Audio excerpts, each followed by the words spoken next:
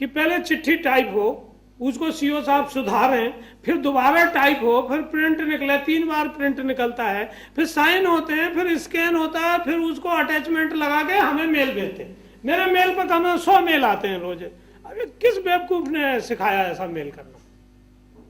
नहीं समझे कि कोई मेल हुआ? आप सीधे उसको फाइल को टाइप करिए, जो फाइल आपने टाइप की उसी को अटैच करके आप भेज दीजिए। तो सिस्टम को हमें एक वर्क कल्चर डेवलप करना है। आप समझ रहे हैं? इसके लिए मैं ये 7S आपको बताता हूं। सबसे पहले स्ट्रेटेजी। क्या स्ट्रेटेजी? एक रणनीति होनी चाहिए काम करने की, जो पूरे जिले में एक जैसी हो। रणनीति मैंने आपको बता दी कि क्या होगी। 1 मार्च से आपके जिले में ये रणनीति लागू हो जाए। सो आपको 1 मार्च के पहले क्या करना है? ये सभी जितनी चीजें हैं ये छपाइए, ठीक है? जिले में एक बड़ा सम्मेलन लगाइए। सभी जो मेट हैं, जो 5 आदमी मैंने बताए, हर पंचायत के ये 5 आदमी वहां बुलाइए जिले में, और वहां स्टॉल लगा दीजिए। उनको वहां कायदे से सामग्री वितरित कर दीजिए। सबको रजिस्टर फॉर्मेट जो देना है आधा दिन में वितरित कर दीजिए, आधा दिन में उसको समझा दीजिए कि रणनीति क्या है, स्ट्रेटेजी क्या है। उसको एक कैप दे दीजिए, ऐसा कैप सफेद, उस पर मनरेगा ऐसा छाप दीजिए। गमछा दे दीजिए, उस पर छाप दीजिए, दिखे अलग से आदमी कि मनरेगा का आदमी है। मेट जो नए बनाना है उसमें महिलाएं लड़कियों को ज्यादा लगाइए, ताकि वो महिलाओं के साथ काम कर सकें। महिलाएं अभी कम काम पे आ रही हैं, ठीक है? कर्नाटक जैसे राज्य में, केरल जैसे राज्य में 80% महिलाएं काम कर रही हैं नरेगा में। सर, मेट के जो ट्रेनिंग पहले लिए हुए थे, उनको सर्टिफिकेट दिया था, उसको देने की अनिवार्यता तो नहीं है? नहीं है, नहीं है। अगर समूह चाहता है कि उसको रखें, उसको आप रखिए। समूह नहीं चाहता है, उसको निकालना है, निकाल दीजिए। आप समझ रहे हैं? उनको दोबारा से आपको ट्रेंड करना है। सो सबसे पहले स्ट्रेटेजी तय कर दीजिए, आखिरी आदमी तक स्ट्रेटेजी भेज दीजिए कि ये हमारी स्ट्रेटेजी है, रणनीति है, जिस पर हमें काम करना है। और आपके मन में सबसे पहले उसको स्पष्ट होना चाहिए, ठीक है? कृष्ण ने अर्जुन को कहा कि संशयग्रस्त आदमी, क्या संशयग्रस्त आदमी ये लोक में भी दुख पाता है और परलोक में भी पाता है। परलोक मतलब दिमाग। जब रात को आप सो जाते हैं ना, तो जो संशयग्रस्त सीओ लोग हैं वो दिन भर परेशान रहते हैं, वो रात को भी परेशान रहते हैं, उनको नींद नहीं आती है।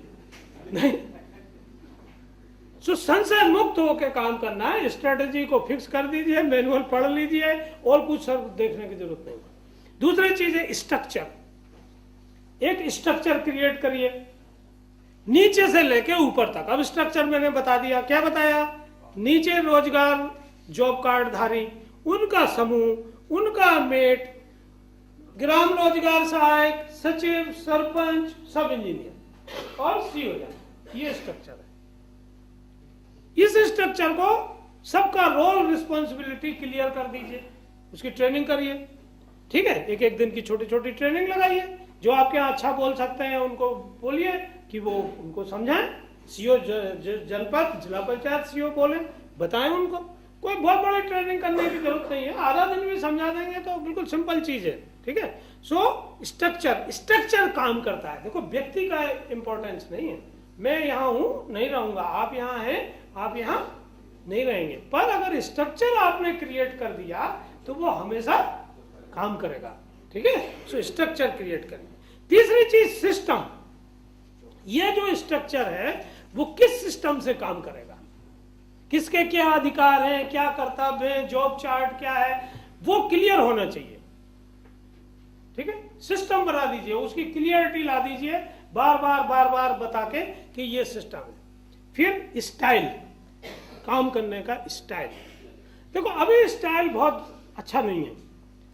आप फेसबुक पे देखते हैं, फोटो आते हैं, अधिकारी ऐसा कुर्सी पे बैठा है, जितने हम लोग मीटिंग करते हैं, 2-3 पानी की बोतल रखी हैं, कुछ काजू किशमिश सब वहां रखे हैं, और गरीब आदमी बेचारा ऐसे नीचे बैठा हुआ है।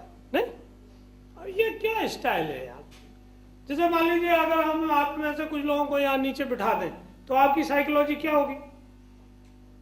जैसे आप समझो कि जो सामने बैठे हैं जो आखिरी लाइन में बैठे हैं वो एक जैसी मानसिकता के हैं?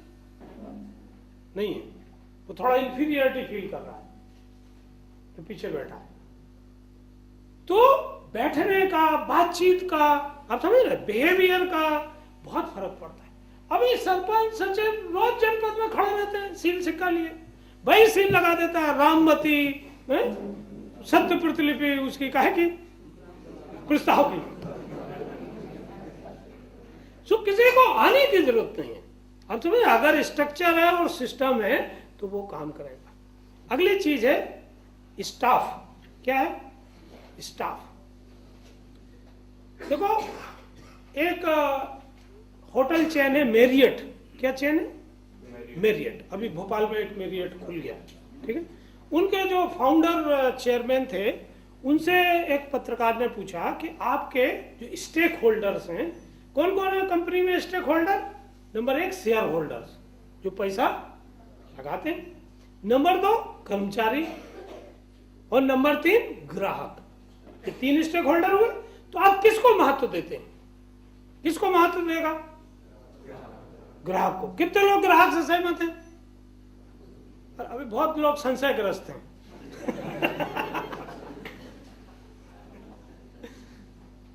ग्राहक को नहीं दिया। उसने कहा कि स्टाफ, अगर मेरा स्टाफ संतुष्ट होगा तो वो अच्छी सेवा किसको देगा? ग्राहक को। ग्राहक अगर संतुष्ट होगा तो 10 ग्राहकों को बताएगा, खुद दोबारा से आएगा, तो मेरा बिजनेस चलेगा। अगर मेरा बिजनेस चलेगा तो मेरे शेयर होल्डर खुश हो जाएंगे क्योंकि उनका प्रॉफिट बढ़ेगा। तो आगे किसको रखना है? स्टाफ को। इसलिए ये जो 6% पैसा हम आपको दे रहे हैं, अभी आप काय में खर्चा कर रहे हैं? गाड़ी, कंप्यूटर, फर्नीचर, स्टेशनरी, ठीक है। मेरा अनुरोध है कि इसका 2% पैसा ट्रेनिंग पे लगाइए, स्टाफ पे लगाइए। जब तक आप स्टाफ पे नहीं लगाएंगे, उनकी कैपेसिटी बिल्ड नहीं करेंगे, उनको आप प्रोत्साहित नहीं करेंगे, उनकी समस्याओं का समाधान नहीं निकालेंगे, तब तक वो काम नहीं करेंगे।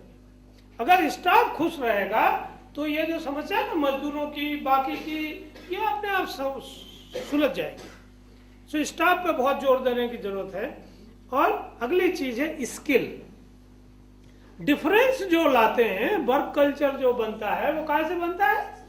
स्किल से। स्किल अगर होगी तो स्टाफ में कभी कंप्यूटर या फर्नीचर से कोई चीज नहीं सुधरेगी, वो कर्मचारियों से ही सुधरेगी। स्किल्स को महत्व दीजिए। हर जिले में आपके बीआरसी हैं, बीआरसी हैं पंचायत जनपद में, वो खाली पड़े हैं, उसको ट्रेनिंग सेंटर क्यों नहीं बनाते आप? पूरे साल का ट्रेनिंग कैलेंडर बना दीजिए, जहां कभी मेट की ट्रेनिंग हो, कभी सचिवों की ट्रेनिंग हो 1-1 दिन की, कभी सरपंचों की ट्रेनिंग हो, कभी रोजगार सहायक की ट्रेनिंग हो। आप समझ रहे? अब जैसे रोजगार सहायक अभी 6 महीने से लगा दी, अब उसको क्या काम दिया आपने? कोई टीएससी का सर्वे कर रहा है, कोई जो चुनाव का कार्ड बना रहा है, कोई समग्र कर रहा है। अब उसकी तनख्वाह इसमें से आएगी? तनख्वाह कहां से आएगी?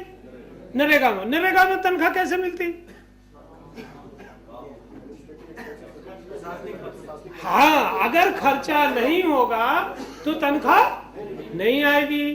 अब पिछली 6 साल का अगर आप ग्राफ देखेंगे तो वो ऐसे जा रहा नहीं, और स्टाफ का ग्राफ देखेंगे तो ऐसा जा रहा है। स्टाफ बढ़ता जा रहा है, ठीक है, और खर्चा कम होता जा रहा है, तो तनख्वाह निकलेगी? नहीं निकलेगी। आप समझ रहे? सो जो जिस काम के लिए है उसकी तनख्वाह जहां से आ रही है उस काम में आपको लगाना है। एंड अंतिम जो एस है वो है शेयर्ड वैल्यू। एक हमारा बॉटम लाइन होना चाहिए कि हम नरेगा में ये काम करेंगे। देखो, अभी जो मजदूर ना आने का एक दूसरा सबसे बड़ा कारण है पेमेंट, कि उनकी मजदूरी 5-5, 6-6 महीने से पेमेंट नहीं होती है। अगर मजदूरी समय पर पेमेंट नहीं होगी तो मजदूर नहीं आएंगे। तो हम लोग अभी एक एक्ट लाने वाले हैं, मजदूरी डिले परितोषण नियम, ठीक है। कि अगर किसी मजदूर की मजदूरी 15 दिन में नहीं दी गई तो जिसकी वजह से वो नहीं दी जाएगी उसकी वेतन से उसका रिकवरी होके उसको कंपनसेशन दिया जाएगा। तो जैसे ही आप 1 अप्रैल से ये जिले के खाते से पेमेंट कर देंगे तो ये अलॉटमेंट जारी करने की समस्या खत्म हो जाएगी। तो फिर आप एकदम से कंप्यूटर पर देख सकते हैं कि किसकी वजह से डिले हुआ। मेट की वजह से डिले हुआ, रोजगार सहायक की वजह से डिले हुआ, सचिव की वजह से, सरपंच की वजह से, सब इंजीनियर की वजह से, या सीओ जनपद की वजह से। उसको आप पिन पॉइंट करके उसकी तनख्वाह से उतना कंपनसेशन काट के उसको पेमेंट करेंगे। समझ रहे? क्योंकि जब तक हम पेमेंट समय पर नहीं करेंगे तब तक मजदूर नहीं आएंगे। सो शेयर्ड वैल्यू हमें डेवलप करना है। देखिए आज कर्मचारियों की कोई कमी नहीं है। हमारे यहाँ पंचायतें कितनी हैं? 23,000। ठीक है, तो 23,000 सेक्रेटरी हैं। आप अपने जिले का अंदाज लगा सकते हैं उसमें से, ठीक है, कि उतने लोग आपके काम करने के लिए हैं। हमारे यहाँ 19,700 कुछ रोजगार सहायक हैं, तो वो रोजगार सहायक लगा दीजिए। और हमारे यहाँ 1,50,000 मेट हैं। कितने? अगर इस सबको आप एक्टिवेट कर दें तो ये सिस्टम नहीं चल जाएगा। तो ये जो मांग ना आना, काम नहीं चलना, ये सब जो ड्रॉबैक्स हैं ये खत्म हो जाएंगे। आप सब इंजीनियर का एक गांव बांट दीजिए, आप उसका दौरा प्रोग्राम बना दीजिए, आप रोजगार सप्ताह डिसाइड कर दीजिए, ये ऑटोमेटिक चलने लगेगा। आप समझ गए? अभी ये सब चीजें इसमें आ गई हैं सॉफ्टवेयर पे। सो इसमें अलग अलग मॉड्यूल्स हैं। ठीक है, कौन कौन मॉड्यूल है? Number 1 workers module. क्या नाम है? वर्कर्स का मॉड्यूल। मतलब जो जॉब कार्ड धारी हैं उनका जो आप गांव में पंचायत में रजिस्टर बनाएंगे वही आपका MIS में दिखना चाहिए। सो जो नाम कटना है, जो जोड़ना है, वो कहाँ होना है? पंचायत में करने के बाद MIS में। ऐसा नहीं कि MIS में पुराने ही नाम दिखते रहे और रजिस्टर में कुछ और। तो रजिस्टर और MIS एक जैसा रखना है, नंबर 1। दूसरा वर्क मॉड्यूल। वर्क मॉड्यूल में क्या है? जो SOP है आपका वो वर्क मॉड्यूल में कन्वर्ट हो जाएगा। ठीक है, फाइनेंशियल मॉड्यूल जो आपको पेमेंट जारी करना है वो सब फाइनेंशियल मॉड्यूल्स में आ जाएंगे। तो और उसके आगे सोशल ऑडिट और ये सब मॉड्यूल्स हैं, ये आपको अभी बता देंगे। अलग से फिर MIS करने की कोई जरूरत नहीं है। ये जो हम कहते रहते हैं पाइपलाइन में है, इधर है, MIS नहीं हुआ है, ये सब किस्सा कहानी बंद हो जाएगी। अभी जो AG है, क्या CAG, controller and auditor general, वो आपका ऑडिट करने वाले हैं। वो जो ऑडिट करेंगे वो लिख लीजिए। Number 1 process audit. क्या ऑडिट करेंगे वो?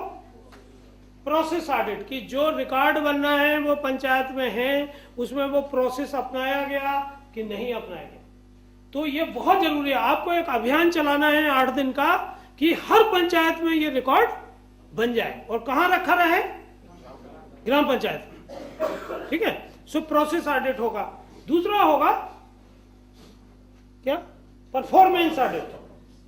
परफॉर्मेंस ऑडिट कि जो आपका लेबर बजट आपने बनाया था वो आपने पूरा किया कि नहीं किया।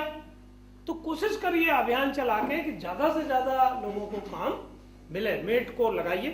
अभी हम लोग एक प्रपोजल ला रहे हैं, वो हालांकि अभी आएगा, कि कैसे हम इंसेंटिव बेस्ड सैलरी दें। तो जो फिक्स देंगे उसके अलावा उसको इंसेंटिव अगर मिले मेट को, रोजगार सहायक को, सब इंजीनियर को, तो वो काम और कर सकते हैं। तो अभी प्रपोजल बन रहा है, जैसे वो आएगा तो आपको मिल जाएगा। सो परफॉर्मेंस ऑडिट होगा। दूसरा प्रोसेस ऑडिट, फिर परफॉर्मेंस ऑडिट। तीसरा फाइनेंशियल ऑडिट। जो आपको अकाउंट बनाना है, बिल वाउचर लगाना है, वो सब ठीक से लगे हैं, उसकी एंट्री ठीक है कि नहीं है, वो सब उसमें आएगा। और अंत में होगा फॉरेंसिक ऑडिट। फॉरेंसिक ऑडिट मतलब जितना शिकवा शिकायतें आई हैं उसकी जांच कैसे हुई, प्री डिस्क्लोजर आपने किया कि नहीं किया। ठीक है, ये सब चीजें उसमें आई हैं। अब जैसे प्री डिस्क्लोजर का एक पूरा चैप्टर है। अब मैं आपसे अनुरोध करता हूं कि गांव में एक विजिलेंस कमेटी बनाना है आपको। ठीक है, तो जो सक्रिय जॉब कार्ड धारी है वो विजिलेंस कमेटी में रखिए। उसके घर पे नाम लिख दीजिए। ग्योरी से नाम लिखा सकते हैं, ठीक है ना। रोजगार सहायक को ग्योरी एक डब्बा दे दीजिए, एक ब्रश दे दीजिए, वो सबके घर पे नाम लिख देगा। इसी तरह जिसको आप काम सैंक्शन करते हैं तो बोर्ड आप एक काम की जगह पे लगाते हैं, एक उसके घर पे लिख दीजिए। जैसे मुझे आपने कुआं दिया, आप लिख दीजिए रवीश कपिल धारा कुल लागत 1,80,000, मटेरियल की कास्ट इतनी, मजदूरी की इतनी, मेरे घर पे लिखा रहेगा, सबको पता हो जाएगा, ठीक है। इसमें कोई दिक्कत है नहीं है। फिर आप जितने ज्यादा फोटो ला सकते हैं, सबको बोलिए फोटो खींचें, सबके पास मोबाइल है, उसमें कैमरा है, और कोई कैमरे की जरूरत नहीं है। जो भी टूर कर रहा है, जो भी देखता है, अच्छा बुरा रिकॉर्ड देखता है, काम देखता है, उसका फोटो लाए। नरेगा का फेसबुक साइट बना हुआ है, मुझे नहीं पता आप में से कितने उसके सदस्य हैं, आज ये फिर से आपको बता देंगे, हर आदमी उसमें सदस्य बन जाए। अपना जो भी काम देखते हैं आप फोटो को अपलोड कर दीजिए, ठीक है। तो एक फोटो बैंक बनाइए, जिला पंचायत की वेबसाइट बनाइए, उस पर जिला पंचायत के काम हो, सक्सेस स्टोरीज हो, ठीक है। अब जैसे कंपैरेटिव है, जैसे किसी गांव में नरेगा का काम हुआ तो क्या प्रभाव पड़ा, जैसे कपिल धारा के मान लीजिए 20 कूप होते, तो कितनी जमीन संचित हुई, कितनी जमीन एक फसली से 2 फसली हुई, कितनी जगह फसल बदल गई, कितनी जगह प्रोडक्टिविटी बढ़ी। तो एक बेसलाइन सर्वे कर सकते हैं कि पहले उसकी क्या स्थिति थी, कितने दिन माइग्रेट करता था, घर की जमीन पर कितना काम करता था, क्या कमाता था, उधार लेता था, क्या भाव लेता था, ठीक है, ऐसे लिख सकते हैं। और यहाँ जब काम हो गया तो क्या इम्पैक्ट आया, कितने दिन काम करने लगा, माइग्रेशन बंद हुआ नहीं हुआ, उधार लेना बंद हुआ, वो उससे साथ आप कंपेयर कर सकते हैं। सो अभी केवल ये जो जिले में आंकड़ेबाजी होती है कि साहब इतना फिजिकल था और इतना फाइनेंशियल था, उसके आगे मामला गायब है। सो परफॉर्मेंस इम्पैक्ट असेसमेंट आप लोग करें, उसको आप प्रेजेंट करें, अलग अलग फोरम पे अलग अलग तरह के इनाम मिलते हैं, आप जानते हैं, सब आपको पता है। आप लोग अप्लाई नहीं करते किसी में, तो आप अप्लाई करें और वेबसाइट पे पूरा डाल दीजिए, पूरा हिसाब किताब डाल दीजिए, जो पैसा दिया लिया है, जो काम है, और जो कोई आरटीआई में दरखास्त लगाता है उसको वेबसाइट का एड्रेस दे दीजिए, कैशबुक वेबसाइट पे लगा दीजिए अपनी, ठीक है, पूरा फाइनेंशियल। तो इसमें कोई दिक्कत है? जितनी पारदर्शिता आप ले आएंगे उतना शिकवा शिकायत कम हो जाएगा। जितना आप छुपा छुपा के करेंगे और उटपटांग MIS भर देंगे उतना ज्यादा डाउट क्रिएट होगा, ठीक है। सो ये प्लीज डिस्क्लोजर का काम करना है और फिर इसी पर से सोशल ऑडिट करना है। सो ये जो मेट हैं, इन्हीं में से कुछ अच्छे मेट को सोशल ऑडिटर बनाना है, ठीक है। वो अभी उसका सर्कुलर आपको मिल जाएगा और ये दूसरी पंचायतों में जाके सोशल ऑडिट करेंगे। अभी हम लोग जो इंसेंटिव बेस्ड बना रहे हैं उस पर भी जब आप आगे बात करेंगे तो अपनी राय दे सकते हैं। जैसे हम लोग ये सोच रहे हैं कि मेट को जो मजदूरी मिलती है अभी वो मजदूरों से मिलती है, क्या अगर हम उसको अर्ध कुशल मान लें, ठीक है, तो कहां से मजदूरी मिलेगी?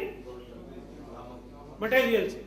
फिर उसमें से मजदूरों की मजदूरी नहीं कटेगी क्योंकि मेट काम करता नहीं है, वो मजदूरी उससे लेता है, ठीक है।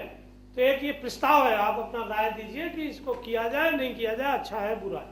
दूसरा प्रस्ताव ये है कि क्या मेट को हम 2 रुपया हाजिरी का दें, जितने मजदूर लाएगा उसको 2 रुपया हाजिरी के मिले ताकि वो ज्यादा से ज्यादा, ओके, वेरी गुड। तीसरा हमारा प्रस्ताव है कि जो रोजगार सहायक है वो जो लेबर बजट है, ठीक है, महीने का, अगर वो 80% महीने का लेबर बजट पूरा करता है तो उसको 1000 रुपया एक्स्ट्रा मिले। एक स्लैब बना रहे हैं, 500 रुपए 1000 रुपए, ताकि वो काम सैंक्शन करना ये सब करने में काम करे। इसी तरह सब इंजीनियर अगर 75% के ऊपर अपना लेबर बजट और ये सब करा देता है तो उसको भी एक्स अमाउंट दिया जाए। तो इस तरह से हम लोग कुछ इंसेंटिव बेस्ड बात करने की कोशिश कर रहे हैं। तहसीलदारों को हुआ था, उसका बड़ा पॉजिटिव रिजल्ट था। एग्जैक्टली उसी तरह की एक बात हम लोग सोच रहे हैं, तो आप लोग इस पे अपनी राय दे देंगे। जो नहीं परफॉर्म करे उससे नेगेटिव नहीं दिया जाता, उसका रिन्यूअल। हाँ, और इसी आधार पे उनकी सर्विस का होगा, जो कॉन्ट्रैक्ट पे है कि वो परफॉर्म कर रहे हैं तो आगे चलेंगे, नहीं होंगे तो फिर उनका रिन्यूअल नहीं होगा। आप समझ रहे हैं? सो मैं जो आपसे अनुरोध कर रहा हूं कि आपको एक अभियान चला के ये 5 लोगों को प्रशिक्षित करना है। कौन कौन?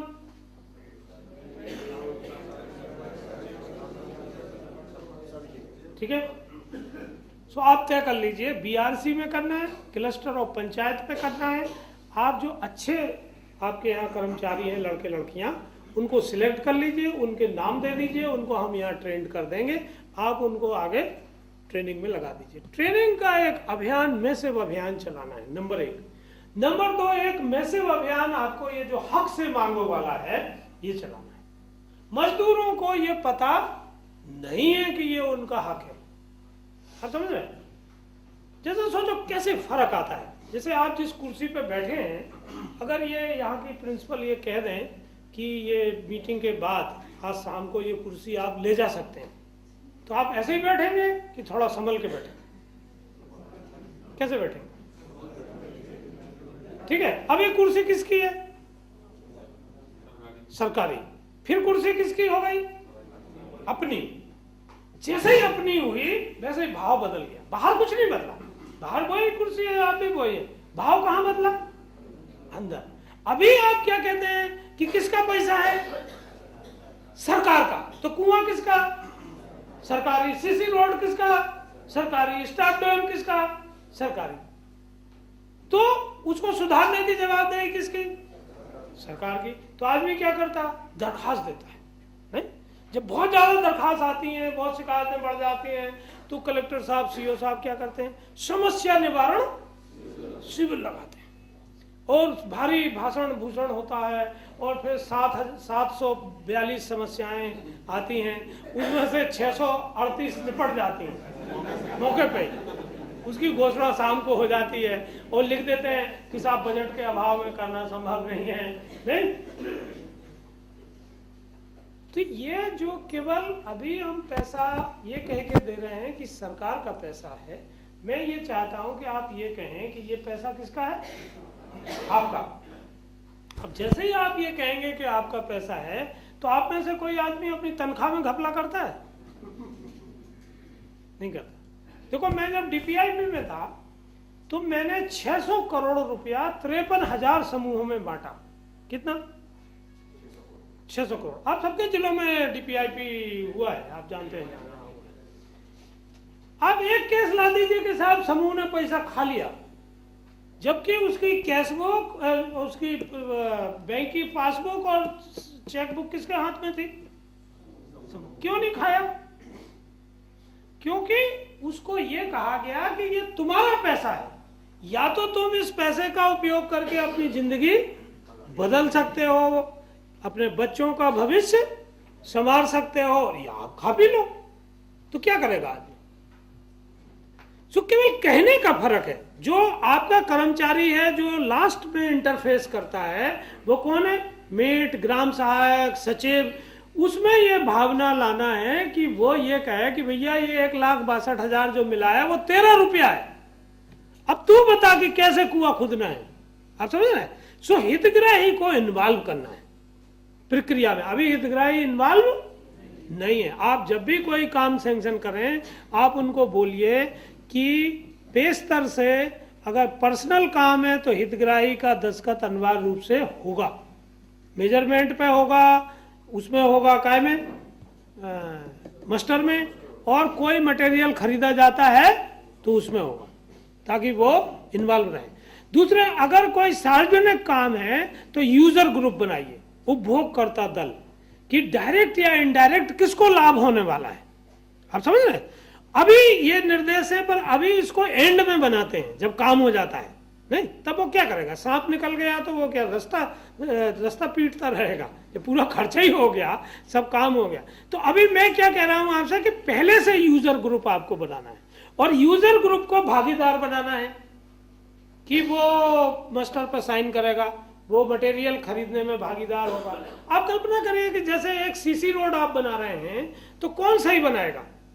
वो मोहल्ले का आदमी जिसके घर से रोड निकल रहा है वो, या ऐसा आदमी जो दूसरे गांव में रहता है वो?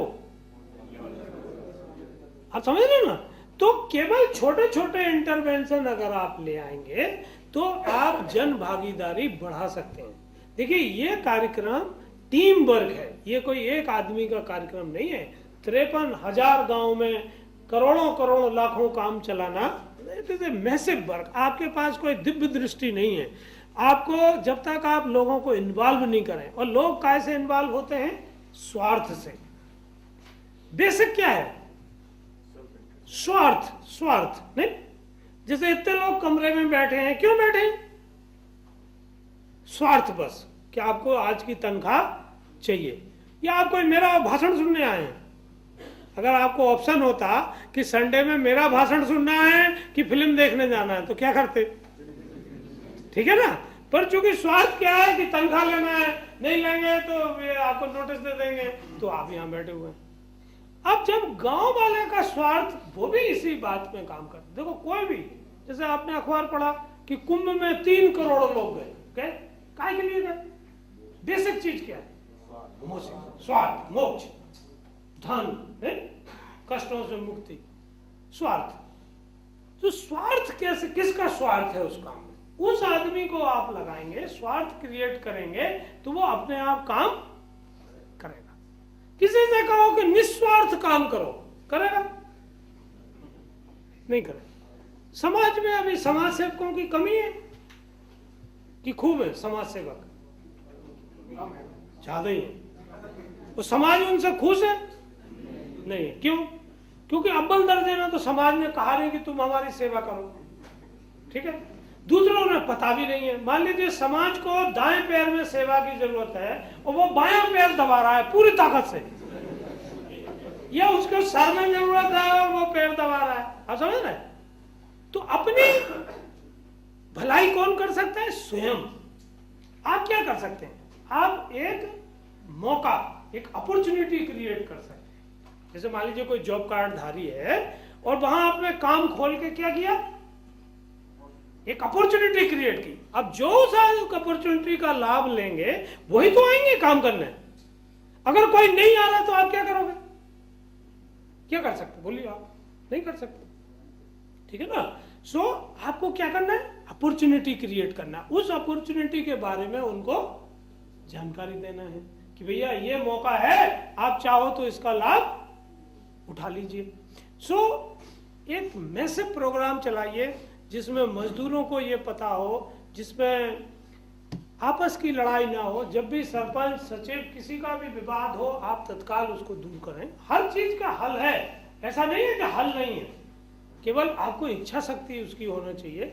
और जितनी दिन आप उसको देखो, जो समूह बनता है, मैं आपसे समूह की बात कर रहा हूं ना, समूह बनने के 4 चरण हैं, आप लिख लीजिए उसको। 4 चरण।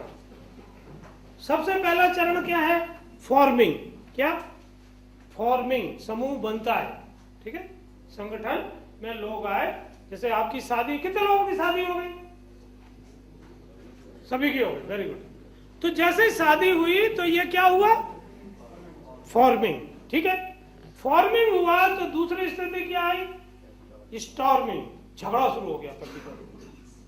नहीं, ऐसा कोई पति पत्नी नहीं होगा। अगर है तो वो मतलब फिर स्वाभाविक नहीं है मामला, वो अस्वाभाविक है, क्योंकि झगड़ा होना ही होना है। जब भी 2 अपरिचित लोग मिलेंगे तो झगड़ा होगा। तो ऐसे जब कर्मचारी मिलेंगे, सरपंच चयन करके आ गया, नया आदमी पोस्ट हुआ, तो झगड़ा होगा। तो क्या हुआ? स्टॉर्मिंग। तीसरी चीज है नॉर्मिंग। क्या करता? शादी हो गई, अब हस्बैंड सोचता यार अब तलाक पता नहीं होगा कि नहीं होगा, अब इसी के साथ रहना है, ठीक है। पत्नी भी, आप सबकी पत्नी शिवरात्रि का व्रत करती है? कितने लोगों की करती? सबकी करती। वो काय का व्रत है? कि अगले जन्म में बेहतर पति चाहिए। ये रिजेक्ट माल है। वो सब आपके ही खर्चे पे आपको रिप्लेस कर रही है, समझ लो।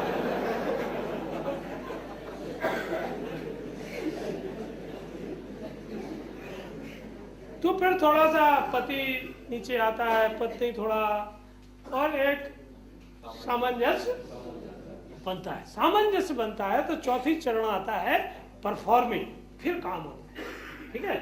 अब ये साइकोलॉजिकल स्टेजेस है, ये कोई ऐसी फिजिकल स्टेजेस नहीं है। तो कब कौन सी स्टेज चलेगी स्टॉर्मिंग कितने साल चलेगा? जैसे मैंने आपको छतरपुर की एक पंचायत का 4 साल से स्टॉर्मिंग चल रहा है।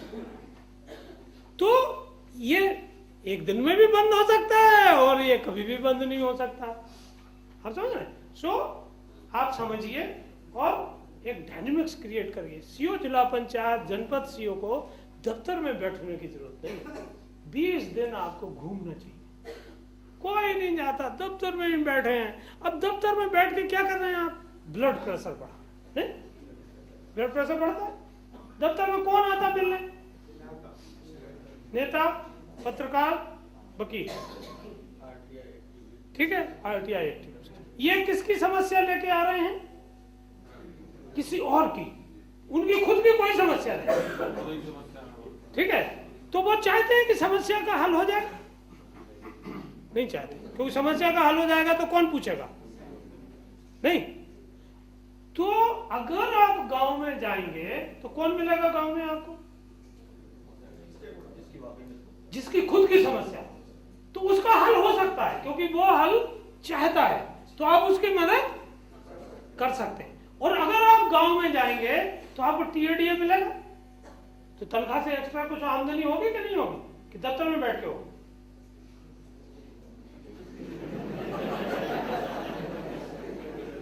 तो किसको आना चाहिए? गांव वाला जब आपके दफ्तर आता है तो वो दिन भर का काम छोड़ता है, किराया खर्चा लगाता है, तब आता है। आप अगर गांव जाएंगे तो आपको सरकारी नरेगा से गाड़ी मिली हुई है, नहीं, आपको टीएडीए मिलता है, तो आपको वहां जाना चाहिए। और वहां जब जाएंगे तो आपको वस्तु स्थिति पता लगती है। आप पूछिए, अब ऐसा नहीं 2-4 आदमियों से पूछ रहे हैं, आप मजदूर से पूछिए, बच्चों से पूछिए, स्कूल के बच्चों से पूछिए, अच्छा है, वो बेहतर आपको बता देंगे कि क्या हो रहा है। अगर गांव में मान लीजिए ग्राम सभा हुई या ये क्या लेबर बजट बना, तो सबसे आगे आपकी सभा में कौन बैठता? ठीक है, अगर वो समझ गए तो वो बच्चे ने कहा कि हाँ हुआ था, मतलब सही है कि हुआ था सभा। अभी मैं टीकमगढ़ छतर को ओला देखने गया था, तो मैं बच्चों से पूछ रहा था कि तुम्हारे यहाँ लेबर बजट, और साहब यहाँ नहीं बना, बता दिया उसने। तो मैं क्या चाहता हूँ, जैसे आप क्या करें, आपके यहाँ हाई सेकेंडरी स्कूल है, आपके यहाँ कॉलेजेस हैं, इनके बच्चों को आप इनवाइट करिए, उनसे आप वेरिफिकेशन कराइए नरेगा के कामों का, माप कराइए। जो एमबी दीजिए उसके हाथ में, वो नहीं नाप सकता क्या? नाप सकता है ना, उसको इंस्टीट्यूट दे दीजिए, उसे वेरीफाई कराइए, आप देखिए कैसे नहीं निकलता है। मैं ये काम कर चुका हूँ, मतलब मैं अपने अनुभव से कह रहा हूँ, मैं ये चीजें ऐसे नहीं कह रहा हूँ कि जो मैंने नहीं किए, और उसके बेहतर रिजल्ट आते हैं। आपके आसपास मैनेजमेंट कॉलेजेस हैं, आपके यहाँ इंजीनियरिंग कॉलेजेस हैं, आपके यहाँ जनरल कॉलेज हैं, हायर सेकेंडरी स्कूल्स हैं, आपके यहाँ कोई सोशल क्या पढ़ाते हैं, सोशल साइंस, हाँ पढ़ाते हैं, उनके बच्चों को आप यूज करिए, वो आपको बेहतर, इसमें कोई दिक्कत है? आपके पास आईईसी का पैसा है, कई तरह के पैसे हैं, सीओ जिला पंचायत के पास क्या कमी है पैसे की?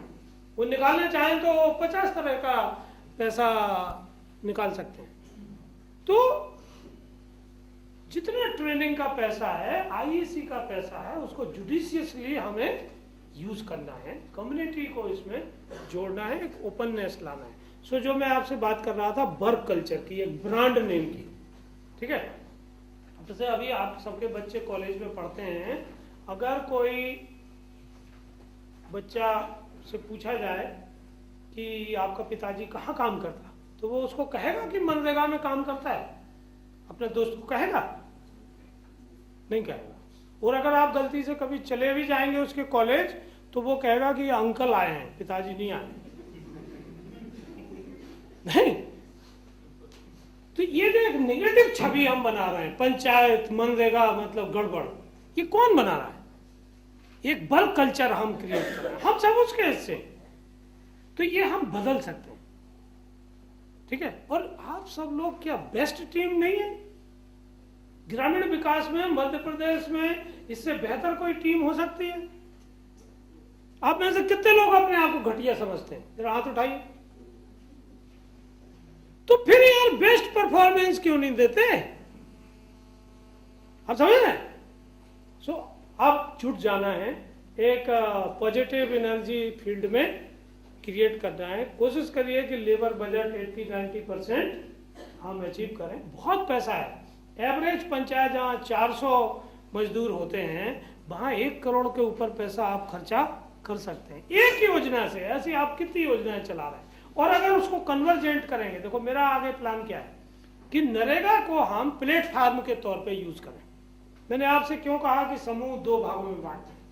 फिर क्या करना है, जो आप में से कई लोग इस काम को अभी से कर सकते हैं, आप नोट कर लीजिए कि जो लेबर है, जो भूमिहीन श्रमिक हैं, उनका फिर आप एक कोऑपरेटिव बना दीजिए, max cooperative, mutual aided cooperative act में, मध्य प्रदेश स्वायत्त सहकारी में, ठीक है।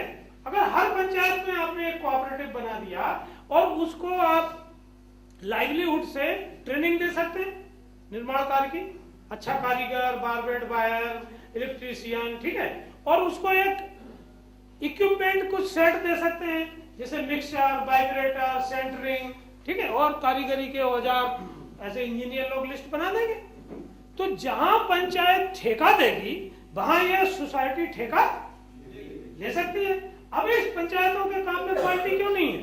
क्योंकि वहां इक्विपमेंट नहीं है, ट्रेंड मजदूर वहां नहीं है। तो आपकी आंगनबाड़ी टेढ़ी कर देता है, स्कूल की बिल्डिंग उल्टी सीधी कर देता है, ठीक है। अगर हम ट्रेंड कर दें इन्हीं मजदूरों को तो ये आगे काम कर सकते हैं।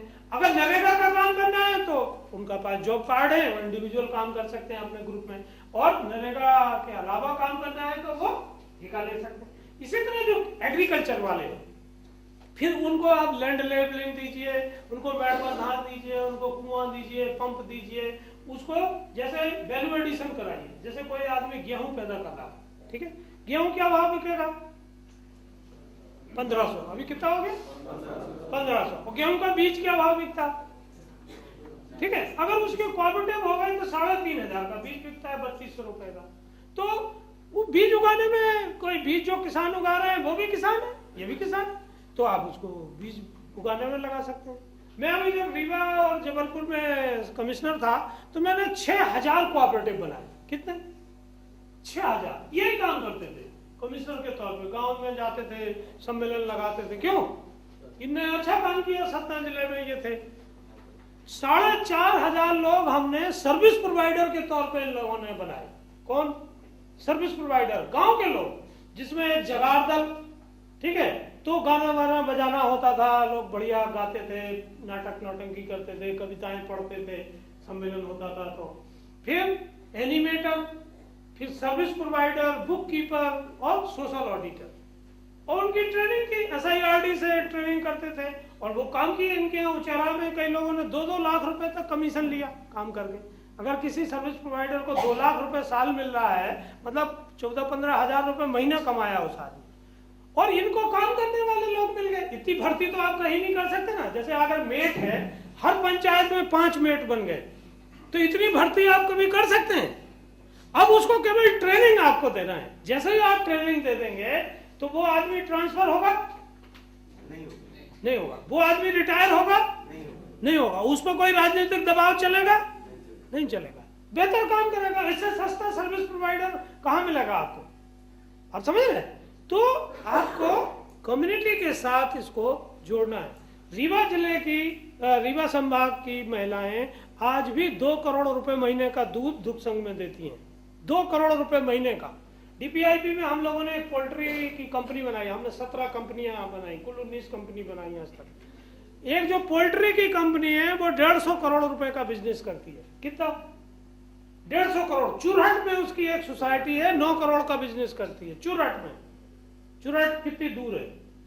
तो काम हो सकता है, ऐसा नहीं है काम नहीं हो सकता। हमें पता होना चाहिए। जो मैं स्ट्रेटेजी की आपसे बात कर रहा हूं, आपको स्ट्रेटेजी पता होना चाहिए कि हमें कहां जाना है। अगर आपको यही पता नहीं कि इससे बाहर निकलना है तो दाएं मुड़ना है कि बाएं मुड़ना है, आप अभी एक फरलांग इधर जाएंगे, फिर लौट के एक फरलांग उधर जाएंगे, तो यही करते रहते हैं हम। आप समझ रहे हैं? सो आप जिस जिले में, और इससे कोई फर्क नहीं पड़ता कि आप कितने दिन हैं। फर्क किससे पड़ता है कि आप कैसे हैं, क्या वहां कर रहे हैं। आप समझ रहे हैं? जैसे कई अधिकारी क्या करते हैं, पत्रक साइन करते हैं, कुछ नहीं करते, वो ट्रांसफर नहीं होता। सब बड़ा गौ अधिकारी है, 20 साल से क्या कर रहा है? 20 साल से पत्रक साइन कर रहा है। नहीं समझे? और क्या मतलब का है अधिकारी? उसको भी कुछ सेटिस्फेक्शन नहीं। जैसे मैं जो आपसे कह रहा था, आपकी पत्नी क्यों शिवरात्रि का व्रत कर रहे हैं? क्यों आप रोज सुनाते हैं, अरे यार कहाँ पंचायत में फंस गए, ये हो रहा है वो हो रहा है। अब किसी को रोज आप दुख सुनाते रहेंगे तो वो खुश होगा आपसे? खुश होगा? आपके बच्चे आपकी इज्जत करेंगे? तो अगर हम अपने काम की इज्जत नहीं करेंगे, तो जब तक आपको अपने काम की इज्जत करना आना चाहिए। अगर हम इज्जत करेंगे, हम गर्व से कहेंगे कि जहां मैं काम कर रहा हूं ये बेस्ट जगह है, इससे बेहतर कोई जगह हो नहीं सकती। आज एक सीओ जिला पंचायत के पास कितना करोड़ रुपया है? 100 करोड़ तो नरेगा ही नहीं है। मध्य प्रदेश में कितने विभाग हैं जिनका 100 करोड़ बजट नहीं है? आप समझ रहे? तो आप इतने पैसे पे बैठे हुए हो, पूरा इतना पैराफिनेलिया आपके पास है, आप जिले में क्रांति ला सकते हो यार। आप बैठ के पत्रक बना रहे हो, वो पाइल्स हो रहा है आपको कुर्सी पे बैठ बैठ के, नहीं समझे?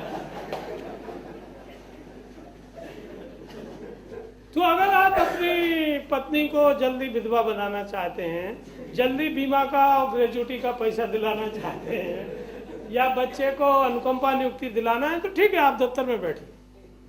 नहीं तो आप गांव में जाइए, खुली हवा में बैठिए, आम के नीचे बैठिए, महुआ के नीचे बैठिए, लोगों से बात करिए और काम देखिए। आपको एक अलग अंदाज आएगा मतलब काम करने का, और आपका जो पर्सनल लाइफ है मतलब उसकी क्वालिटी।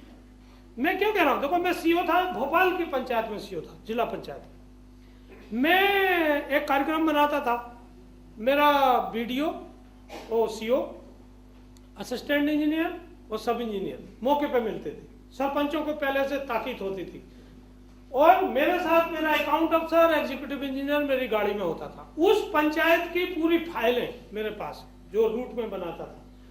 सुबह 9 बजे दफ्तर गए, ठीक है, 2 घंटे दफ्तर बैठे, कितने? 11 बजे जो डाक फाक है सब निपटाए। 11 बजे कहाँ चले गए? फील्ड में। भाई मौके पे सब इंजीनियर ने लिखा, असिस्टेंट इंजीनियर ने लिखा, भाई मैंने दस्तखत किए, उसने दस्तखत किए, उसको चेक हम वहीं दे देते थे। कहाँ? मौके पे। शाम को 5 साढ़े 5 बजे लौटे, 1 घंटे बैठे, फिर जितना हुआ सब निपटा दिया। कोई काम नहीं बचा। कोई फालतू का आदमी मिला आपको टेंशन बढ़ाने को? नहीं मिला। अब अभी आप जानबूझ के फंस रहे हैं उसमें, कोई 24 घंटे वहीं बैठे हुए हैं।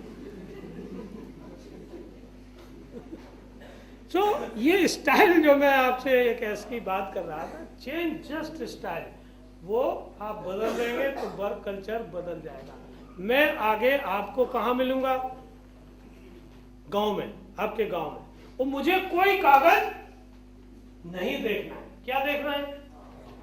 आदमी, जो महिला पुरुष हैं, जो हितधारी हैं, अगर उन पे पॉजिटिव इम्पैक्ट आ रहा है, ठीक है, उस महिला ने 100 रुपए के ऊपर की साड़ी पहनी है, उसका बच्चा नाक पहुंचते उसके पीछे नहीं है, आप समझ रहे हैं, तो उसके घर में लोहे की अलमारी आ गई, पलंग आ गया, उसका बच्चा स्कूल में पढ़ने लगा, इट इज पॉजिटिव इम्पैक्ट। ठीक है, सो आप अपने कामों का इम्पैक्ट करना सीखिए, रिकॉर्ड बनाना सीखिए। जैसे गांव का पटवारी नक्शा है, अभी हमने क्यों एक्सरसाइज कराई?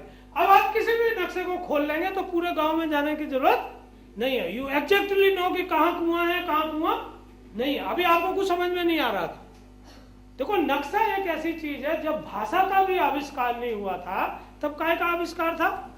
नक्शे का। जैसे आज भी आप किसी से रास्ता पूछते हैं और वो बताएगा कि यहाँ से दाएं जाना, फिर बाएं मुड़ जाना, फिर नीम का पेड़ आएगा, वहां से फिर दाएं मुड़ जाना, अभी समझ में नहीं आता तो आप वो क्या करता है, कागज पे आपको ऐसा नक्शा किसी की भी समझ में आता है। सो आप एक नक्शा बनाइए पटवारी का।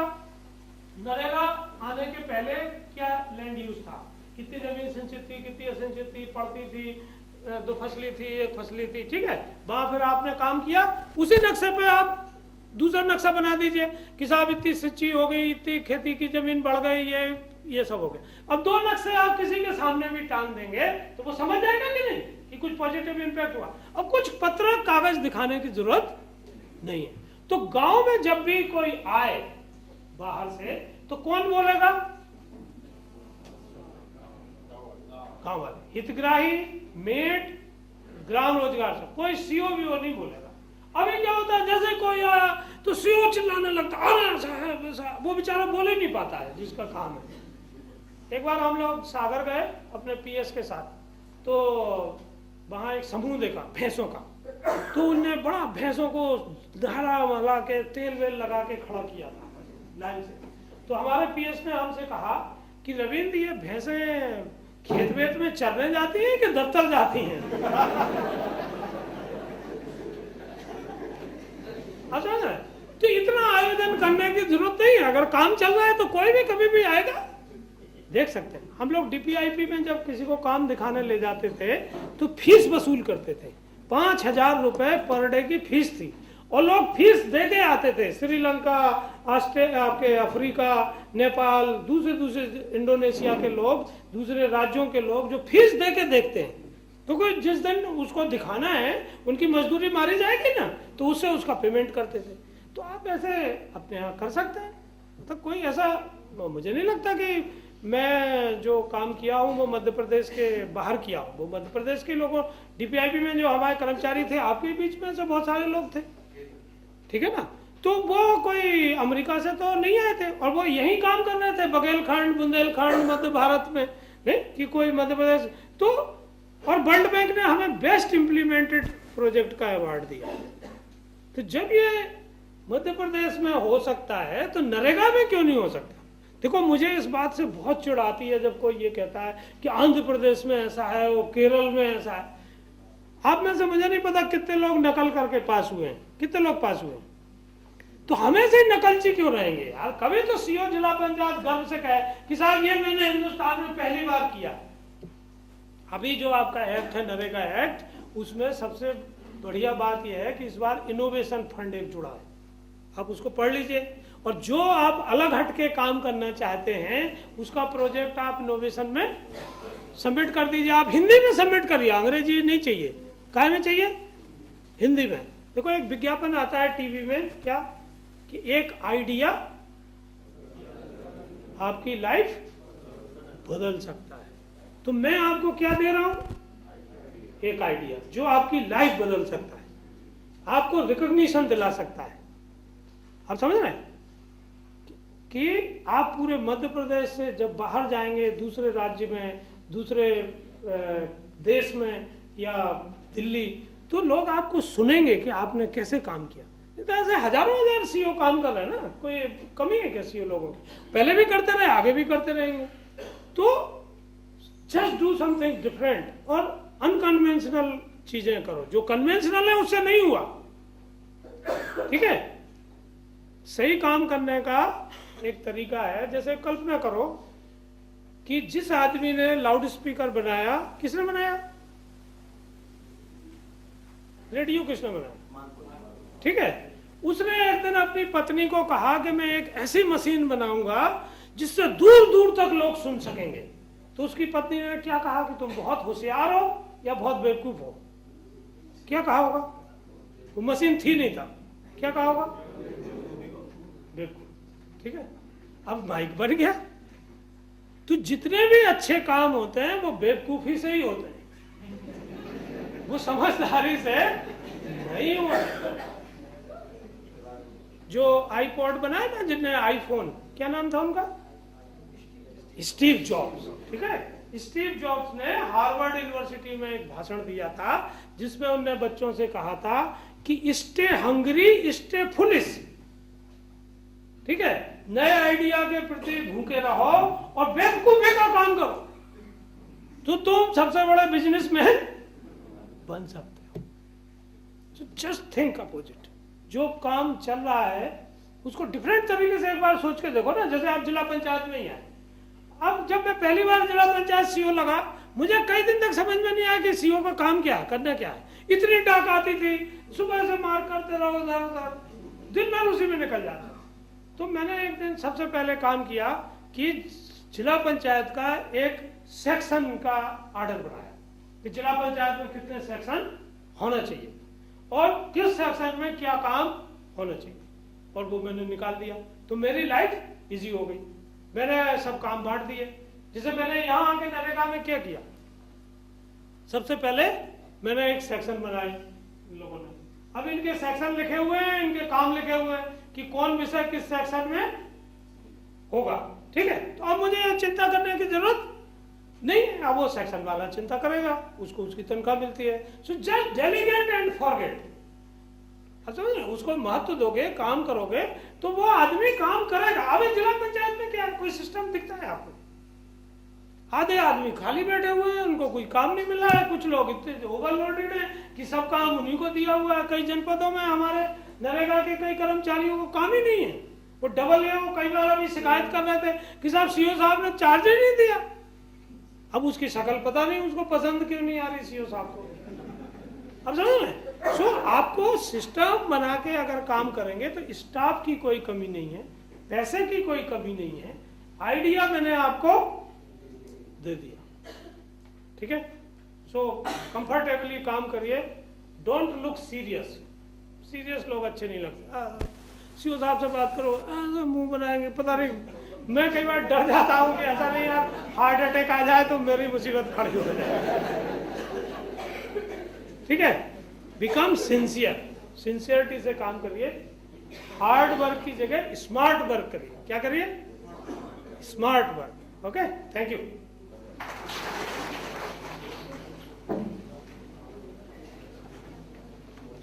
किसी का कोई सवाल हो, पूछना हो तो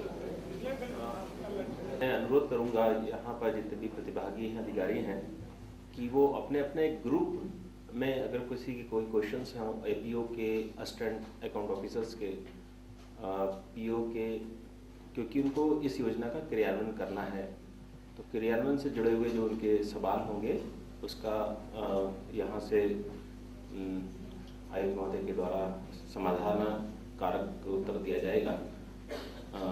अनुरोध है कि कृपया अपने सवाल करें। एपीओ ग्रुप अपना कोई क्वेश्चन करना चाहे तो कृपया एपीओ से हम प्रश्न करना चाहें। एक अभी 3-4 दिन पहले हमने एक पत्रक भेजा था, इसमें जो सर अभी ट्रेनिंग प्रोग्राम का कह रहे थे, हर जनपद से हमने 4 मास्टर ट्रेनर्स की जानकारी मंगाई है, और वो जितनी जल्दी जनपदों से आएगी उन 4 में से एक जो वहाँ पे एपीओ है, वो एक कोई अच्छा इंजीनियर जो अच्छा बोलता हो या आपको लगता हो कि अच्छा ट्रेनर हो सकता है, एक जो डाटा एंट्री ऑपरेटर है, और चौथा जो अकाउंट्स का आदमी है।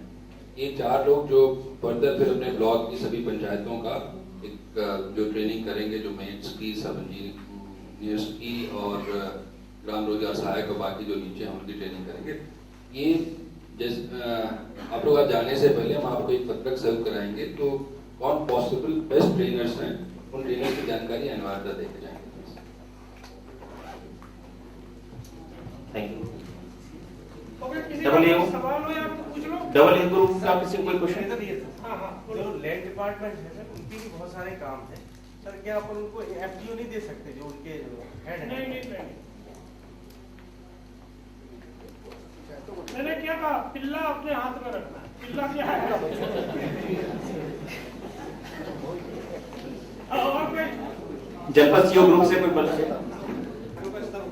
5 लाख तक ग्राम पंचायत, 10 लाख तक जनपद और उसके ऊपर, लेकिन उसके बीच में एक बात आ रही है कि 2 पंचायतों के बीच में, 2 जनपदों के बीच में या 2 जिलों के बीच में, तो सर दोनों में से किसको फॉलो करना है, राशि या स्तर? दोनों।